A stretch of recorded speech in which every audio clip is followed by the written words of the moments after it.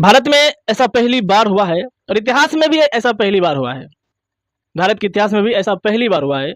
आज तक हम लोग न सुने थे न जाने थे। शायद आप लोग भी इस बात को नहीं जानते होंगे। आप लोग यही जानते होंगे कि लैपटॉप मोबाइल चोरी होता है भारत में, हमारे देश में। यहाँ तक किसी बोर्ड में अगर क्वेश्चन लीक होता है या कोई नौकरी किसी नौकरी में जाना पड़ता है तो उनके लिए पैसे घूस या उनसे चोरी करवाते हैं या क्वेश्चन समय से पहले आउट हो जाता है। लेकिन अगर आप वोटर लिस्ट की बात करें, वोटर लिस्ट चोरी की बात करी जाए कि एक ही नाम अलग अलग, फेस अलग अलग, तो फिर क्या ही कहने। इलेक्शन कमीशन का मतलब ये होता है कि वो वोटर लिस्ट के मालिक होते हैं, वो किसी भी पार्टी के मेंबर नहीं होते हैं। वो खुद एक मालिक होते हैं। वो जो करेंगे किसी भी पार्टी उनको 100% सच मानने के लिए तैयार हो जाती है। इन पे इतना विश्वास होता है। लेकिन जब इलेक्शन कमीशन ही चोर निकल जाए तो फिर उस देश का क्या होगा?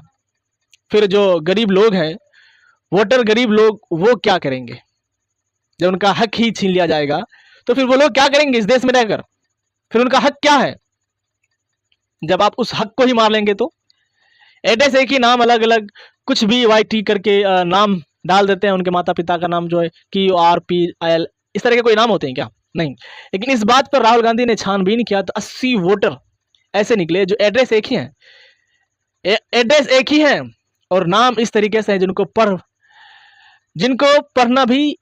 पढ़ना बहुत मुश्किल हो जाता है।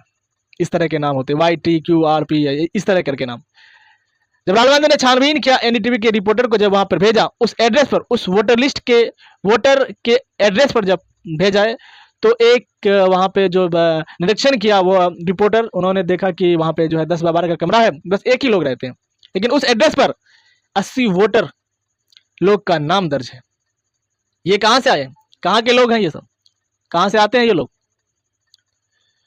साफ साफ पता चल रहा है कि इलेक्शन कमीशन में गड़बड़ी हुई है और इस बात को लेकर विपक्षी पार्टी पूरी तरह से हंगामा कर रही है, सड़क जाम कर रही है। वैसे आपको क्या कहना है इस बात पे कि जब इलेक्शन कमीशन ही चोर निकले तो फिर हम लोगों का, गरीबों का और देश के संविधान का क्या होगा? जरा कमेंट बताइए हमको।